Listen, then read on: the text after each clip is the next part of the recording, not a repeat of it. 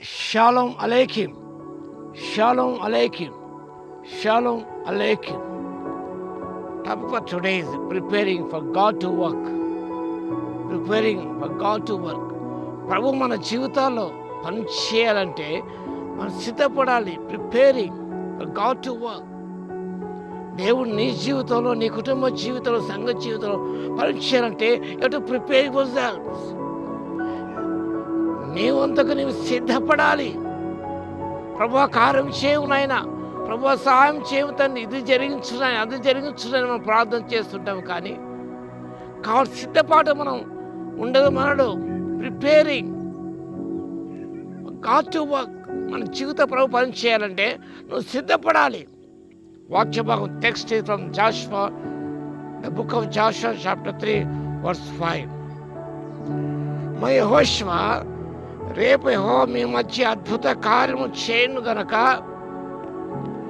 మిమ్మల్ని మీరు పరిశుద్ధపరచకుండా జనులకు ఆజ్ఞ ఇచ్చెను. Sanctify yourselves. దేవుడు మీ మధ్య అద్భుత కార్యం జరిగించనే ఉన్నాడు. అద్భుత కార్యం చూడాలంటే, చవి చూడాలంటే, కళ్ళార వీక్షించాలంటే మీరు ఒక పని చేయాలి. To prepare your selves. మీరు సిద్ధపడాలి. ఎందుక మిమ్మల్ని మీరు పరిశుద్ధపరచుకోవాలి. That sanctification need to see the work of God, to see God working in our lives. మన జీవితాల ప్రభు పని చేయాలంటే నీ బాధ్యత ఉన్నది. దాన్ని సిద్ధపడాలి, నేను సిద్ధపరచుకోవాలి. అనగా బై sanctify yourself. మిమ్మల్ని మీరు పరిశుద్ధపరచుకొనడి. దేవుడు మన హృదయాల కార్యాలు జరిగించాలంటే, దేవుడు మన హృదయాల పనులు జరిగించాలంటే, అద్భుత కార్యాలు వీక్షించాలంటే నీవు మొట్టమొదటిగా పరిశుద్ధపరచుకోవాలి. Sanctification is a must. Meaning is to put away anything that displeases God. That is sanctification. The meaning of sanctification is to put away anything that displeases God. దేవునికి అసంతృప్తి కలిగించేది, దేవునికి ప్రీతికరము కానిది ఏదో అది నీ నుండి తొలగించుకోవడం. To put away anything that displeases God. దేవుని దుఃఖపరిచేది, దేవుని ఆయాస పెట్టేది, దేవుని మనసు నొప్పించేది ఏదైనా నీలో ఉన్నట్లయితే మొదటిగా దాన్ని తొలగించుకోవాలి. దేవునికి అయిష్టమైన వాటిని మనం తొలగించుకోవాలి. అయిష్టమైన వాటిని జరిగించకుండా మనం జాగ్రత్త పడాలి. దేవునికి అయిష్టమైన జరిగిస్తూ, దేవునికి ప్రతికూలంగా జీవిస్తూ, ప్రభువా నాలో పని చేయనా, కార్యం చేయనంటే అది సాధ్యపడే విషయం కాదు. జనులు, ఇశ్రాయేలు ప్రజలు యొర్దాను నదిలో దిగారు. ఎప్పుడైతే తమ పరిశుద్ధపరచుకున్నారో ఆ యొర్దాను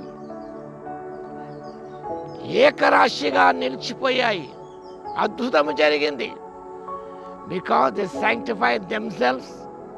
Not only that, more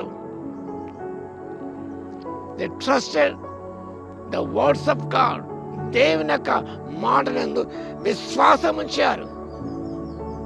అదే put their faith in action. వారి విశ్వాసాన్ని క్రియారూపముగా ప్రదర్శించినారు. See their faith in action. యొర్దాను నది నీళ్లు ఏకరాశిగా నిలబడక ముందే యాజకుల మందవం మోస్తూ యాజకుల అరకాలు నీటిని తాగగానే ఆ నీరంతా కూడా ఏకరాశిగా నిలబడ్డాయి. విశ్వాసం, క్రియలు, ఈ రెండు మన జీవితాల్లో ఉండాలి. పరిశుద్ధపరచుకోవడం ఒక ఎత్తు, అది ప్రాముఖ్యమైనది. దేవుని మాట నమ్మి విశ్వసించడం, విశ్వసించడం మాత్రమే కాదు, కానీ నీ ఒక కార్యము జరిగించాలి. అదేమనగా షుడ్ మూవ్ ఇన్ యాక్షన్. మనం విశ్వసిస్తాం, నమ్ముతాము, కానీ మనము కదలం. మనం స్టే దేర్ ఓన్లీ. ప్రజలు అక్కడ నిలబడలేదు, వారి గుడారం నుండి వారు బయటకు వచ్చారు. ఎప్పుడైతే నాయకులు ఆజ్ఞాపించారో వారు వాక్యభావన గమనించని, బాగా చదువుకోండి, వారు తమ గుడాలను బయటకు వచ్చి వారు బయలుదేరారంటే దేవుడు కార్యం జరిగించబోతున్నాడు. కానీ మన జీవితంలో క్రియలేని విశ్వాసం మృతమైన సత్యాన్ని జ్ఞాపకం చేసుకొని, faith apart from deeds is dead. క్రియాపూర్వకమైన విశ్వాసం కలిగి పరిశుద్ధపరచుకొని ముందుకు సాగిపోయి దేవుని కార్యాలు చూడటానికి పరిశుద్ధాత్మ దేవుడి శక్తిని దయచేయను గాక. ఆమేన్. ప్రార్థన చేద్దాం. కృపా సత్య సంపూర్ణ అద్వితీయ సత్యదేవుడా మీకు స్తోత్రాలు తండ్రి.